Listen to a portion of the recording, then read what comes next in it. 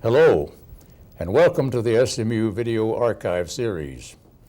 In this series, we interview members of the SMU community who can provide insight into the history of SMU, especially from the perspective of their time at the university. I'm Neill McFarland, and today we have with us Bishop John Wesley Hardt. Bishop Hardt has 2 SMU degrees and is currently serving as the bishop in residence in the Perkins School of Theology. I first met him almost 60 years ago. We have been very close friends and are now tennis partners. Bishop, welcome to the program. Let's begin with a little background. You have 2 degrees from SMU, but are you also a native born and bred Texan? Yes, Neill, it's certainly a privilege to reflect with you upon the many years in which we have shared a warm friendship, interrupted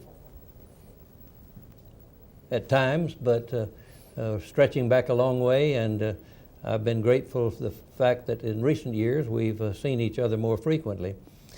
I was actually born in San Antonio, but that was a mere matter of convenience for my family. My parents lived in East Texas, where my father was a Methodist pastor in small sawmill communities up and down the piney woods of East Texas. Right. I went to Lon Morris College in Jacksonville for 2 years and transferred here as a transfer student as a junior in 1940. 1940. Well, let's think back a little on those 2 undergraduate years that you had here. What recollections do you have of the campus and of any issues that were present at the time? Well, it was a very significant time in my life, as this was, of course, the largest city in which I'd ever lived. But as I came to the campus, I'm impressed now with how small and compact it was. Yeah. We had just a little more than 2,000 students for a total enrollment, and a much smaller number of buildings.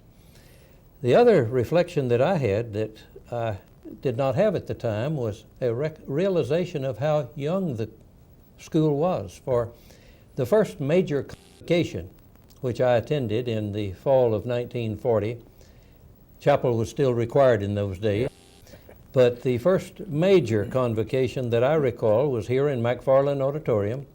Air conditioned at the time? No air conditioning. But also it was celebrating the 25th anniversary of the founding of the school.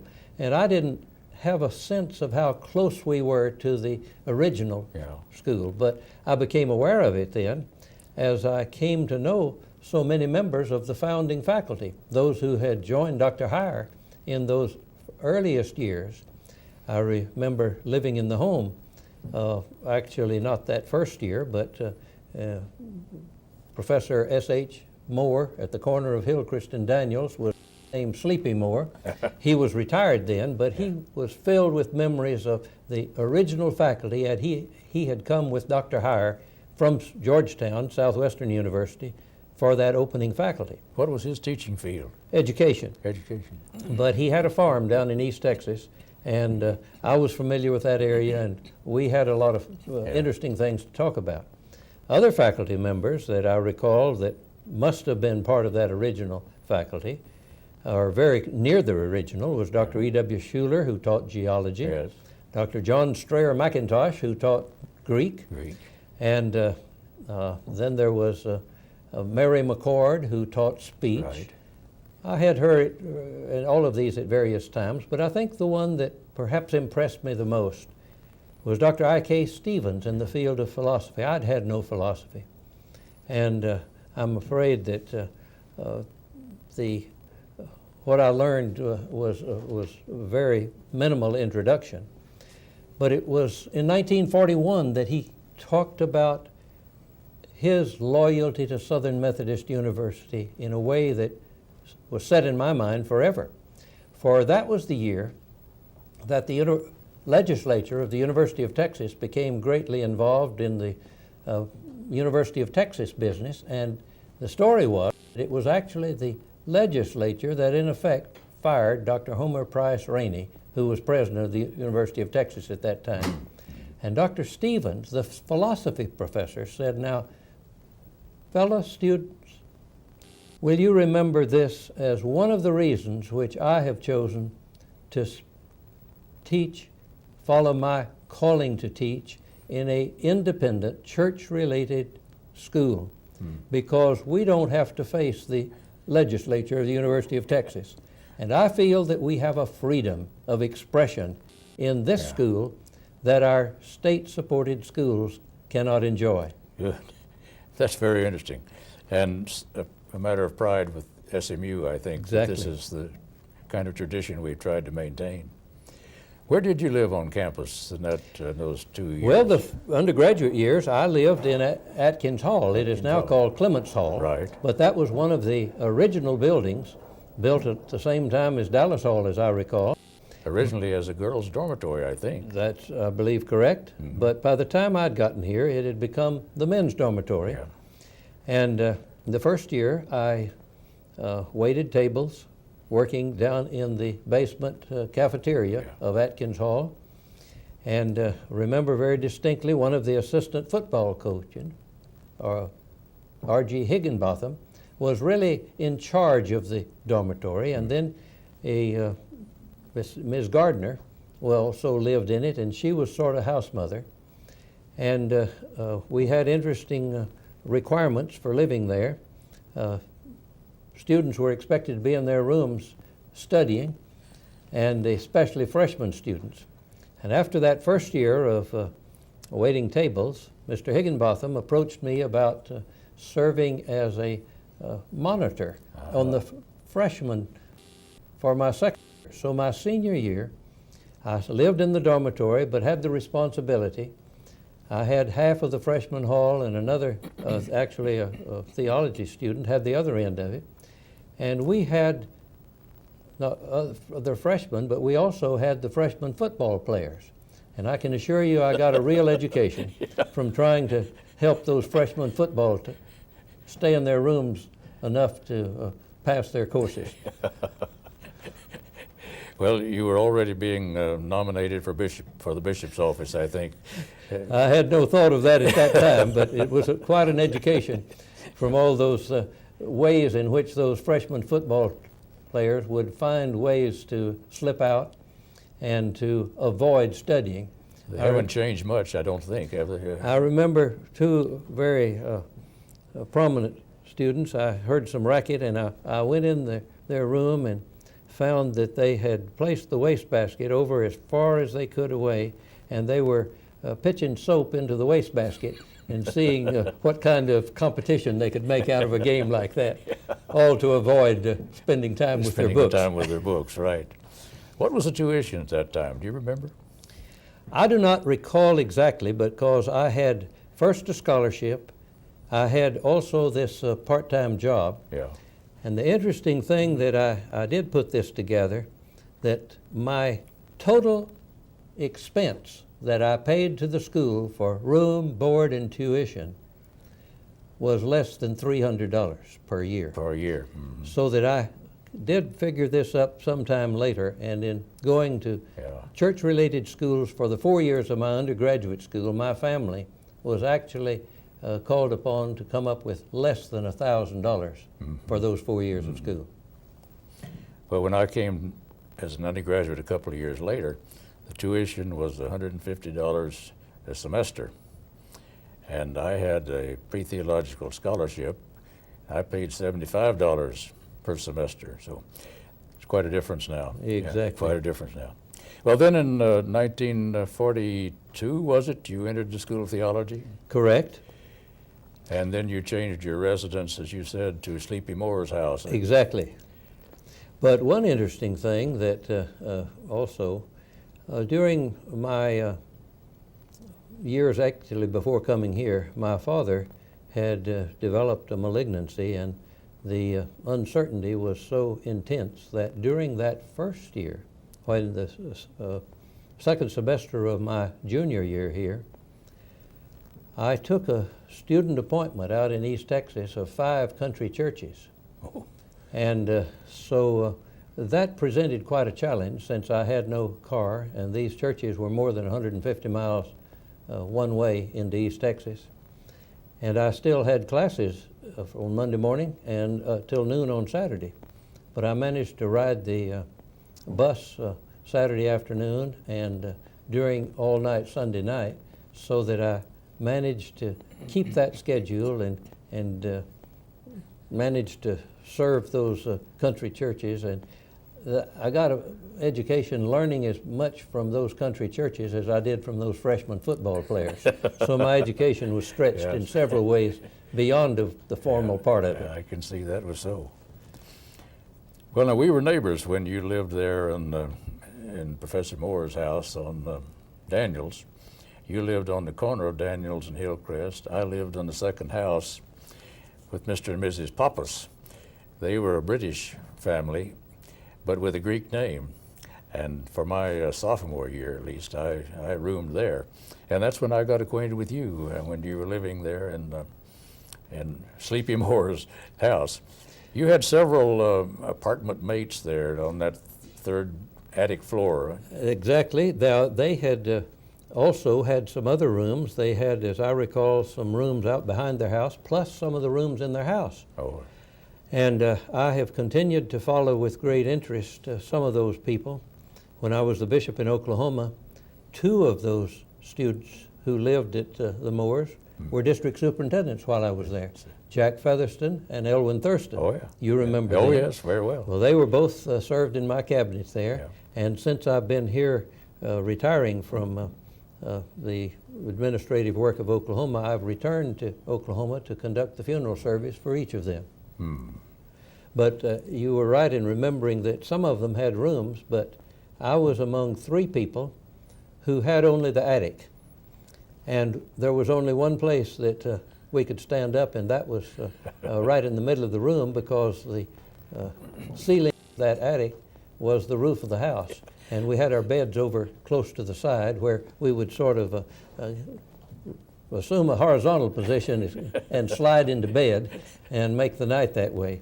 But of course, I think we paid about $7 a month for that privilege of living that close to campus. Well, it was in that attic area that I visited you, as a matter of fact, and frequently, yes. Well, you were recalling earlier some of the teachers that you remembered in the undergraduate program.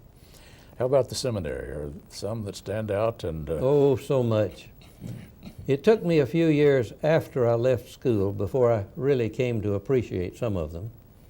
But having lived in the dormitory with theology students before I got there, I had some rather biased perceptions that had come from conversations. One of those surrounded the dean at that time, Dean Eugene B. Hawk. People did not always have a great deal of appreciation for Dean Hawk, and probably partly because of the role that administrators have to fill in every age, and certainly is true in this time. But the other fact that Dean Hawk was not really an academic. He had come from the pastorate of First Methodist Church in Fort Worth, where he had been the pastor when that magnificent semi-Gothic church building had been erected, and he was so proud of it. I remember during my years there, one time he arranged a trip taking us over to see that building. At least we had a bus, and as many as could get on that bus went over, and they served us a meal, and it was a marvelous visit. But Dean Hawk, while I had a bit of prejudice against him before I ever knew him, was so helpful to me when I had difficulty and had to drop out of school for a while because of the illness of my father. I came to have a great admiration for him, recognizing that he was not really the greatest academic. He had the vision for the Perkins School of Theology, and I'm afraid that sometimes people do not recognize or give him the full appreciation for the fact that the campus that Perkins Quadrangle now enjoys down at the south end of the campus was really as much a part of his vision and dream as anyone else. And he was right here to see that along, and so I have tremendous appreciation for Dean Eugene B. Hawke and the role that he had in the history of Perkins School of Theology. And at one time, he served as an interim president during transition time between presidents of the university. Others that had great impact upon me were Dr. Robert Goodloe, church history. I learned very early from Dr. Goodloe that if you wrote a paper for him, it would be wise to outline what you were putting, that he insisted on having orderly, organized work. And so that was as important and significant at that time for me to learn the importance of organizing thoughts and as the history courses I took from him. But he had, and then Dr. John Hicks, who taught Old Testament, and he was one who made the Old Testament prophets really come alive. He had a sight problem, so that when he read, he had to hold the book right up about 2 inches from his eye. So he didn't always keep too close an eye on what the students were doing in class, and sometimes there were some mischievous tricks. But when he, with that melodious voice, read Amos, we thought we were hearing the prophet speak himself. You could hear him all over Atkins or Kirby Hall, too. Exactly. But he had a down-to-earth, common touch that he understood our problems also, and I took him out to preach in my student pastorates. And after that, I had him come to every pastorate I ever served. Is that right? For a preaching mission or some sort of a visit.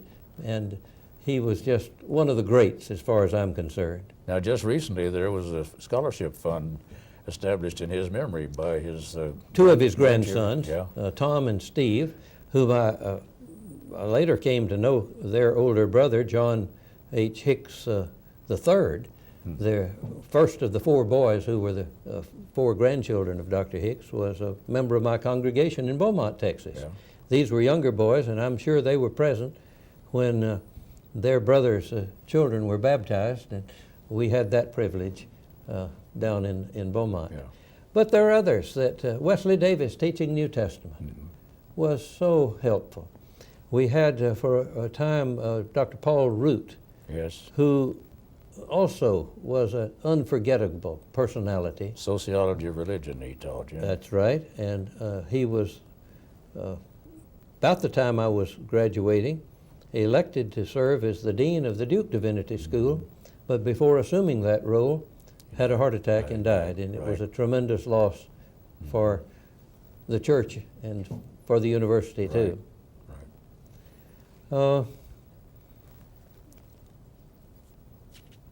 We had also chapel every day. All of the School of Theology at that time was housed in what was called Kirby Hall. It is now Florence Hall, which is part of the law school quadrangle.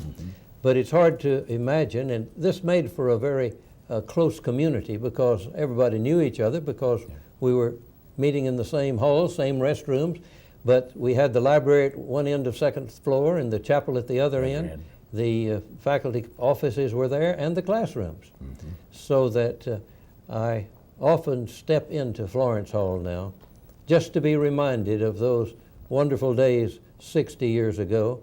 And embedded in the floor of Florence Hall are the words that were put there when it was built to be the home of the School of Theology at SMU. Words that are quotes of the Wesleys. It's sometimes debated whether it was Charles or John, but I think maybe both of them used them at some time. The quotation, "Let us unite the two so long divided, knowledge and vital piety." I was over there since just a few years ago, actually being a judge for the moot court of the law school, and those law students in the hallway, I asked them if they'd noticed them, and they weren't even aware they was there. I said, well, it won't hurt you to walk over those and hopefully become acquainted with some of the history and some of the spirit that those words do embody. Well, now you're currently serving as the bishop in residence. Tell us a little bit about what that entails and who have been the other occupants of that position. I think it started with William C. Martin, didn't it? Exactly. In 1964, Bishop William C. Martin, who had served as pastor of First Methodist Church when you were a boy growing up there. That's right. And then was elected a bishop in 1938 at the last General Conference of the Methodist Episcopal Church South, and had assignments in California, Nebraska, Kansas, and other places for 10 years. And in 1948 came back to Dallas to become the resident bishop of the Dallas area, and served for 16 years till 1964. He came to the retirement age, and at that time Dean Joe Quillian invited him to spend his early retirement years teaching part-time at Perkins. I'm not sure that he was ever given the title Bishop in Residence, but he was the first, because that was what has become a tradition now. And Bishop Martin's letters, a daily diary for 64 years, are housed in the archives of the South Central jurisdiction, which are located in Bridwell Library.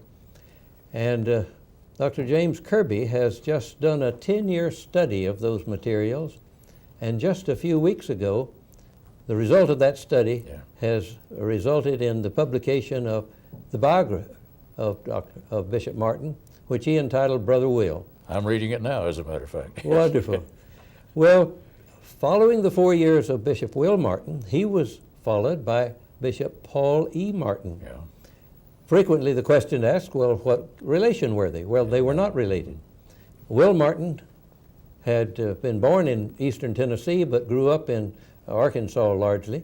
And Paul Martin had grown up in Blooming Grove, Texas, out in Lamar County, and had been the son of a doctor, came to SMU, went home and taught school for 3 years, married Mildred Fryer, who was also a native of Blossom, and who incidentally is still living at 101. Is that so? I took her a copy of the Bishop Martin book Oh, great. a few days ago, and she looked at the picture of Will and Sally and just beamed as she recalled such wonderful memories of it. But Paul Martin had been pastor in Wichita Falls. And an interesting part of his connection with SMU, that he had not only been a student here, but he was the pastor of Joe and Lois Perkins. Right. At the time that they found the inspiration and the vision to make the largest gift that had ever been given to theological education in this country. And he helped form that vision. And there's no doubt that those seeds were planted. In fact, Joe Perkins once said, if Perkins School of Theology will produce just one pastor like Paul Martin, I'll feel like it was worth every dollar we put into it. But he spent 4 years as the bishop in residence. And he was titled that, was he? And I think that's when the title actually was picked up. But he continued teaching part-time, being available for counseling for faculty and students, and just being a presence as much as anything else. He was followed in his retirement in 1972 by Kenneth Pope. Kenneth Pope had been pastor of First Methodist Church in Houston, elected a bishop and served 4 years in Arkansas, and then came and served 8 years as the bishop of this Dallas area. And he was not an SMU graduate, was he? No. He had been of this area, and I have not followed precisely, but he took his theological training, I believe, at Yale. At any rate, he served for 4 years. And then he was followed by another SMU alum, Eugene Slater, who had been here in the early days, just a little bit later than Paul Martin and Will Martin, both of whom had been here around World War I times, really in the first decade of the life of the school. Just after World War I think. Yes. Well, it was still in the first decade. Eugene Slater was a native of Sibley, Louisiana, had come here and as an undergraduate after working for 3 years following high school. So he spent 6 or 6.5 years continuously here, undergraduate, and then moving into the theological school. During part of that time, he did something which was very common for theologues he worked as a member of the University Park Fire Department. Oh, yeah. And they got a place to sleep, and they got a little better pay. That was one of the real prestige positions of theologues back in the 20s and 30s, and even into the 40s when I was here. I knew a number of students who lived, some in University Park and some in Highland Park fire stations.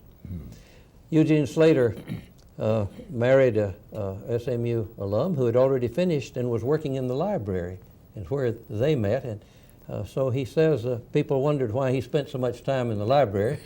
It wasn't all solely academic, but they had a wonderful ministry.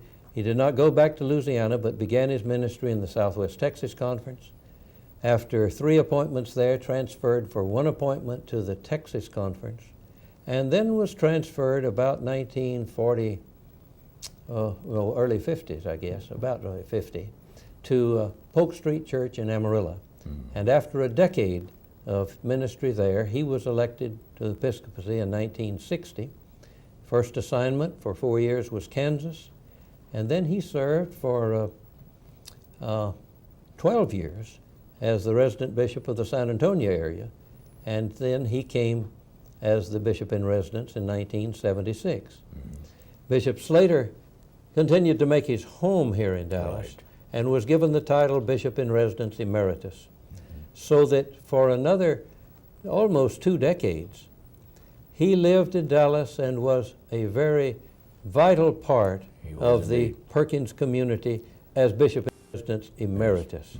And he was still quite active when I came in 1988, and had the privilege of a very intimate association with him and his wife, and shared almost as a member of the family in their final years. Really, they were some of the great people that we've been privileged to know.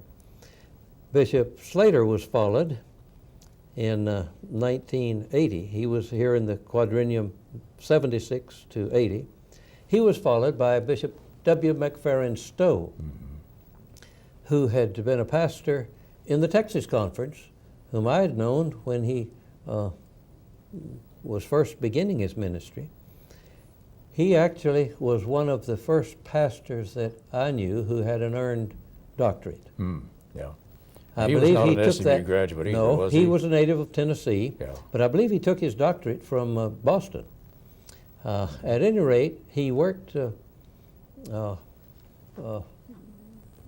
variety of fields, but he came to a small church in Houston and then was assigned the responsibility of organizing a new congregation, which became Garden Villas. And during that time, he served as a volunteer of the conference for what was called Conference Youth Director. And that was planning camps and assemblies and various things. And during that time, I served as the conference president of the Texas Conference, so I got to know him in a very intimate way. He left that job to go to the General Board of Education, working out of Nashville, and took that role across the church for a number of years. And then in the mid-40s, he was invited to come to Oklahoma as pastor of the First Methodist Church in Stillwater, the campus church that serves Oklahoma State University, a very prominent pulpit.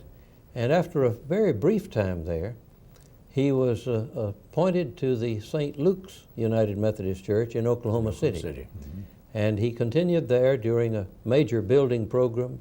The church had been relocated, and he led them through that, through a time of great growth. And then in 1964 was elected a bishop at a jurisdictional conference held here in Dallas. His first assignment was to the Kansas area, and after 2 quadrennium there, from 64 to 72, he was assigned to the Dallas area. He filled the role of bishop in residence for 2 quadrennium, from 72 to 80, the first person who went beyond the single quadrennium. But in his final year, he developed leukemia, and so his final year he was very limited in what he could do, but he continued to hold that title until September 1988, when I moved from the Oklahoma area, where I had served as bishop for 2 quadrennium, and so I assumed that role in 1988, and have now completed 3 quadrenniums from 98 to the year 2000, and it's been a high privilege and a great joy to continue this life with the university.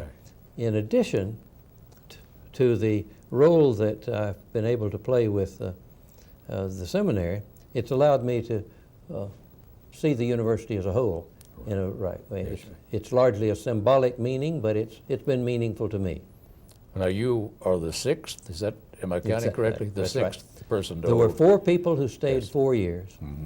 Stowe stayed 2 quadrennium, and now I've stayed 3. So the longevity title goes to you as of now, right? As of now. Actually, that amounts to 1/3 of the 36 years Yes. that that Perkins has had someone with the title of bishop in residence. Now what are the duties of that particular position, or the opportunities?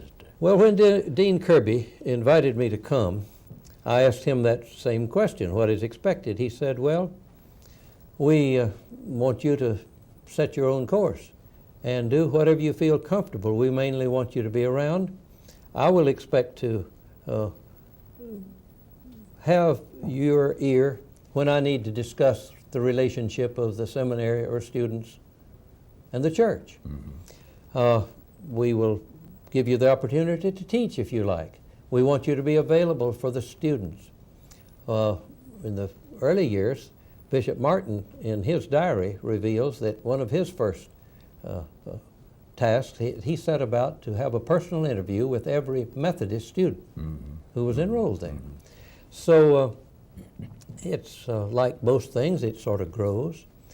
I have enjoyed the privilege of teaching the course called United Methodist Polity, an interpretation of how our church is governed, the interpretation of the Book of Discipline, and that is a required course for all who will seek ordination in the United Methodist Church. So that's sort of where you start. Then I have also taught in the summer course of study program for lay pastors, a course on church administration. Yes. I have also had a very intimate relation with the student pastors. Probably almost half of our students have some kind of employment in a church. Some of them are just employed by the church. But if they're appointed as pastor and pastor in charge, even though they're students part-time, they have the authority for carrying forward the Methodist program. Yes. And so I have frequent questions that students bring to me about how do you handle this kind of a unexpected crisis? How do you deal with this sort of situation? And I also have the privilege of working with the district superintendents who appoint them. While the school is not directly involved in the assignment or appointment of these pastors, we try to become a liaison, and my role has been as sort of a liaison to help the students, prospective students or current students who are interested in serving a student appointment, getting them in touch with the superintendents. So once each year we invite superintendents from the area to come in and interview prospective students and current students. That day was just 2 weeks ago, and now there will be a lot of follow-up in getting the information that was accumulated there to the superintendents who were not able to be present. And many of them don't realize what they need until the week or two before conference, because these student appointments fill in what's left over when the appointments are made. So down about the middle or last of May, every year I get calls from superintendents, can you help find somebody to serve a 3-point circuit or a 2-point circuit or something like this.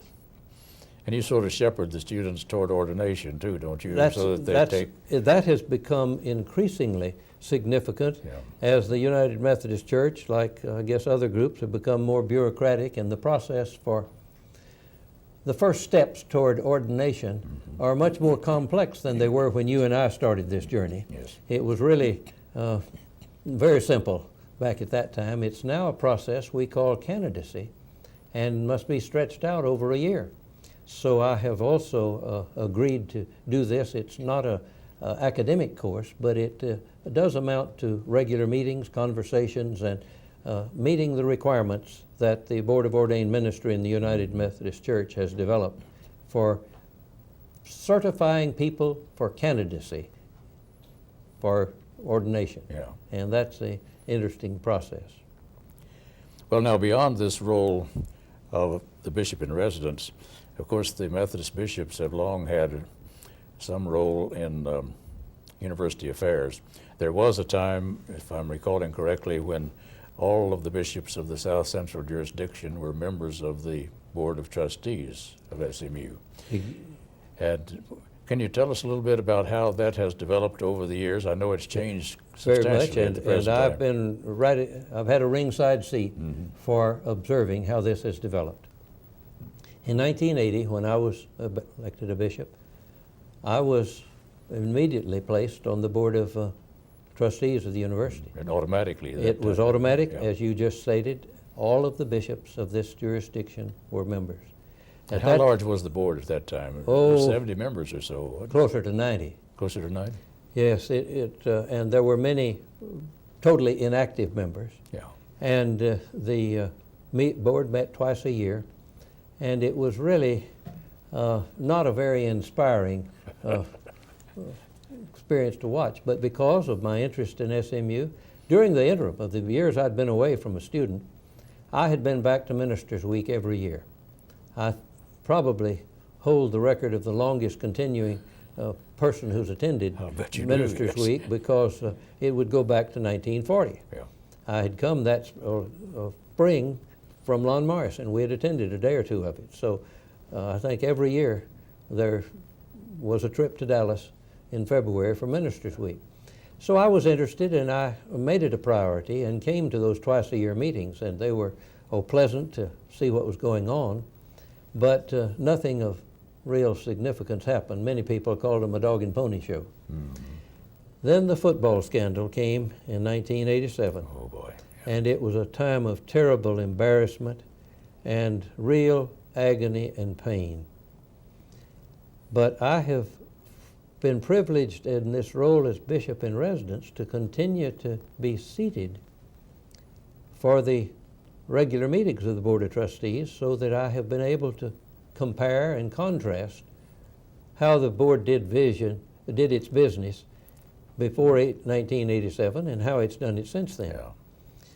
Out of that football scandal, I've often said that as painful and embarrassing as it was, it really was one of the best things that ever happened to SMU, because it forced a more careful attention to this governance structure. I happen to be one who was named to the committee called a trusteeship committee to recommend a new structure of governance. Leighton Farrell, then pastor of Highland Park United Methodist Church, chaired the committee.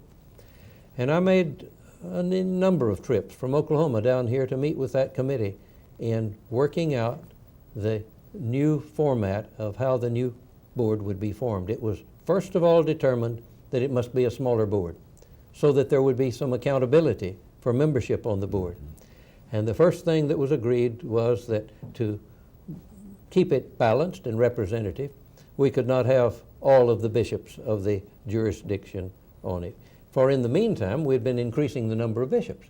Back there when they started, it was only a half a dozen. And they made new areas, and so today there are 11 bishops. Yeah. And so it was reduced to 3. Usually it's understood that the bishops will make the nomination, but one of those is going to be the bishop of the Dallas area, the Makes sense, active yeah. resident bishop, and then 2 others will be chosen to be full members. Then the College of Bishops of the jurisdiction will nominate 9 other persons. Those go directly to the jurisdictional conference for election. Of course, this is all done in very close cooperation with the Board of Trustees, and the Trusteeship Committee has continued to play a role of monitoring the life of the trustees in the attendance, participation, and seeking to have as diverse a representation as possible, but people who can be counted on to attend meetings, to become involved. The current functioning of the Board of Trustees is that the trustees come in one day and they all are assigned to a variety of committees. Some may serve on 2 or 3 committees, but the first day is taken up with committee meetings. Then they will have a dinner and some social time that evening, and while that is a major part of my involvement, I continue to be invited to those meetings. And then the next day, the full board will meet for the morning only and hear the reports of the committees and be ready to adjourn and be on their way by the end of the second day. But I just have to say that as I have observed it, this is a much more desirable manner in which the board now is involved in the total operation of the school, and that issues, whatever they are laid on the table, they are discussed, and the board is a working board. And it's an inspiring thing to see how with the leadership of our 2 presidents since then, first Kenneth Pye and now Gerald Turner, this trusteeship committee works very carefully to ensure a very faithful and responsible form of government. Now, I'm sure there can be problems in the past, in the future, as there have been in the past, and that it's not a perfect system, but we have some wonderfully dedicated trustees who have given not only of their material means, but even more importantly of their time and their real thoughtful dedication to seeing this university move forward. So I could not be more pleased with what I have seen in the transition between the old Board of Trustees and the way it's functioning today. In that restructuring, we did away with the old Board of Governors, didn't we? Exactly. To replace it then with an actual executive committee of the board. And the interesting thing in these 12 years, since I guess this will be the 13th year since '87, the executive committee meets very rarely. Now, there are times, of course, that you need to have it, but it does not have the heavy load that was put on the Board of Governors that Or the authority. Or the authority, that's right. And so there is an executive committee, but it's only on rare occasions that it's necessary for it to take major action. The relationship with the jurisdiction continues, and these trustees, the total number, are still formally elected at the quadrennial meeting of the jurisdictional conference. The president of the university always comes and gives a report, and usually the president of the Board of Trustees or the chairman of this trusteeship committee. And so that relationship continues to be very positive and I think healthy. And so I'm very pleased with what I've been able to observe. And to help accomplish. That's well, I hope I played a small much to be grateful part. for, yes. During your association with SMU, you must have become aware of quite a few issues. Every era seems to have some kind of an issue that comes up. Can you think of the more memorable ones, and are there any recently that you would like to call attention to? Well, I suppose one of the most widely publicized came during the administration of Willis Tate, when was it a history professor, John O. Beatty, took some issues and was greatly encouraged, and they were not issues that should have ever been introduced into the. It had to do with racism, with almost supporting the kind of philosophy that had allowed the creation of the Nazi fascist movement. An anti-Semitic. Anti-Semitic was part of it. And I was not at the university then, but I know that that was a crucial time when the university was tested, and Willis Tate stood tall as the president during that time. Yes. The issues of integration were somewhat after our time, and Perkins School of Theology, I think, got the credit for really opening that up. And that story has been told in other places, but that was significant. Well, are there other things that you would like to bring to our attention out of Well, your experience and observation? I was thinking of something just a day or so ago in preparing for this, that something has almost been lost sight of, which is part of SMU's history, which I think is a beautiful story, and that is what was called then Little SMU in Brazil. Yes. Actually, since President Turner's been here, he met a visitor at a civic club who tried to tell him about this, and he thought the man was totally mixed up, but somehow he circulated a memorandum, and I was pleased to tell him that the man knew what he was talking about. That in my student days here, it was frequently discussed and mentioned in the student organizations. I'm sure we made various contributions, but the best I can recall of it, it had been started sometime in the mid-20s. I know that it was in presence in 1928. And I think that it was associated with a student who was in the School of Theology here in the mid-20s, who was from South America, who was later a bishop, Bishop Santi Uberto Barbieri. Yes. I believe that his ancestry was Italian, but his family had been in South America several generations. And he became one of the really remarkable leaders of the church before he was a bishop and after he was a bishop. And I know that some of the students that came were encouraged by him. So I think he had something associated there, but they started a Methodist mission school in Porto Alegre. Yes. One of the not largest cities of Brazil, but it continued. And then when I was a student here, president of the school returned at some time, and J. Earl Moreland was the president of this Institute of Porto Alegre that we call Little SMU in Brazil. He was an alumnus. He returned from that and became the president of Randolph-Macon in Virginia. But I'd pretty well forgotten about this, and apparently the connections, I don't know where they were lost, because I do not know of any current association.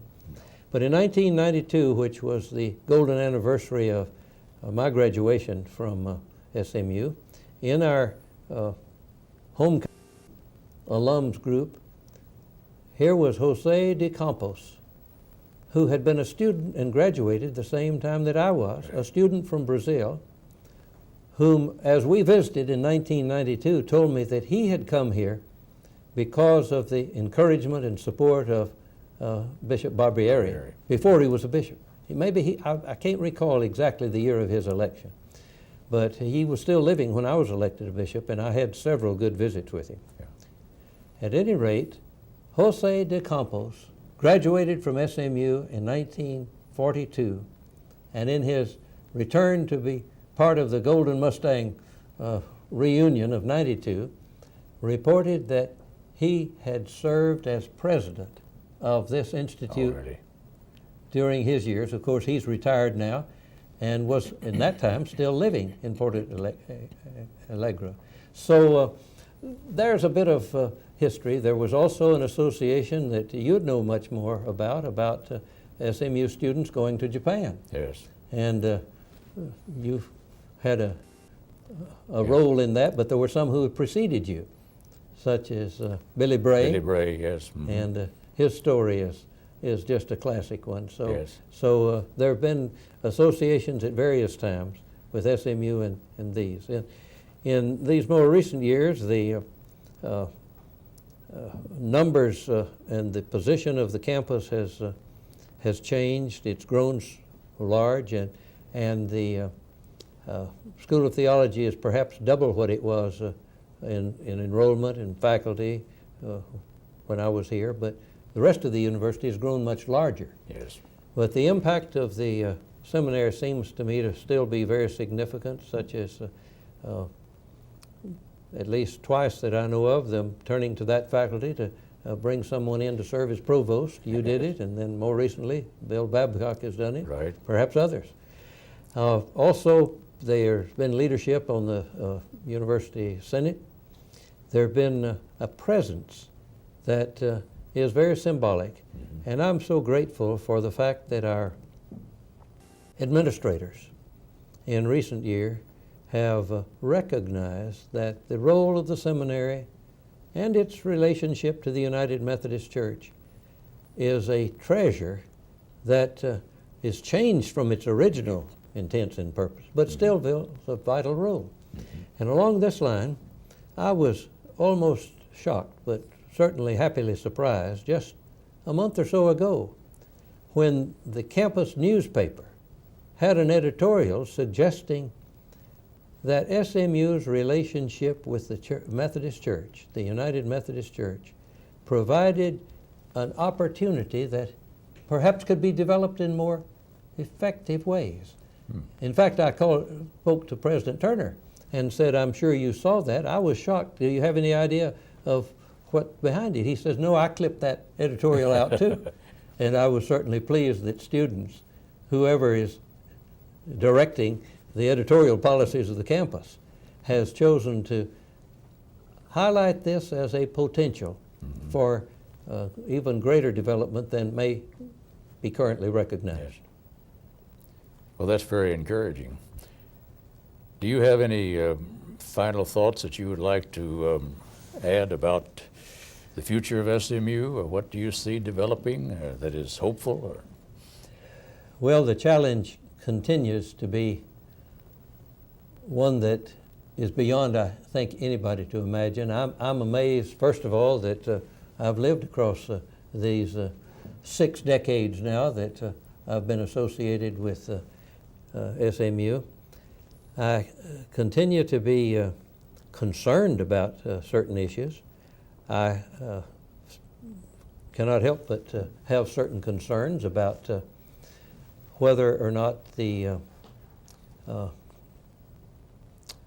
university athletic program can really compete with professional sports to fill our new stadium. I know they're going to work hard at it, but I think in the public image, the role of college athletics has been so dramatically changed by our culture and by the commercialism of sports that I have some concerns and anxieties there. I share them. I hope that we can always, I would like to just comment a bit about, Humphrey Lee was the president of this school. He had been the pastor of Highland Park Church, and I'd ever developed a personal association, which I realized was my fault, shyness, timidity, and lots of other pressures on. But he impacted my life more than I can say by the speeches I heard him make, by reading the writings he's done. And he was really a model for so many ways, particularly on the fact that when you get up to deliver a sermon, you don't need to spend forever trying to get into it. You plunge in immediately. He rarely spoke more than 10 minutes. He was noted for the brevity of his messages, but the content. But I remember some of his choice phrases. He said, a man ought to buy a book like he buys a hat. He ought to get one that fits his head. But more significantly, he said, I've been president of this university long enough now to know that you cannot build a great university without money. But I've also been president here long enough to know that you cannot build a great university with nothing but money. There's an understanding which I wish might be preserved, and that we might remember that the faith, the vision, the dedication and commitment of faculty, trustees, and people who come to study to learn whatever truths may be revealed to them certainly has economic considerations, and it's frightening to think, as you pointed out so early, the contrast between tuition in 1941 and 1999. Yeah.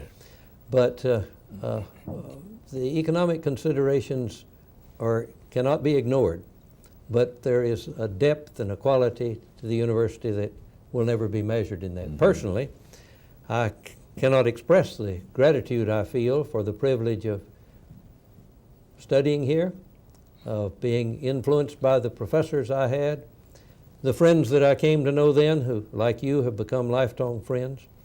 And now this has really been a true serendipity to be able to return and spend 12 years with the title Bishop in Residence.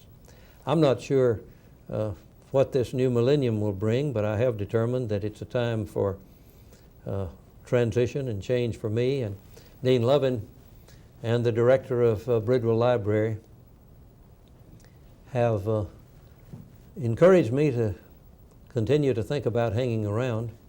And Dean Lovin has suggested that they would give me the title. I don't know anyone else who's really ever used it except Gene Slater of Bishop in Residence Emeritus.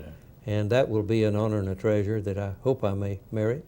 But they've also suggested that I might become associated in some volunteer way with the Center for the Study of United Methodist History at Bridwell Library. And that connection, that a spot to study and perhaps hang out a bit will be offered me. And so I look forward to a continuing association and relationship with SMU for the future.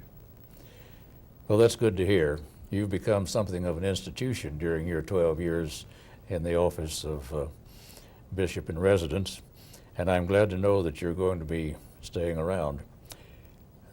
The Center on Methodist History should profit from the memory that you've demonstrated here today. I've never known anyone who remembers in greater detail the facts of his life and the area in which he's developed. It's amazing how as we grow older, history becomes more important, and these memories do become more precious to us.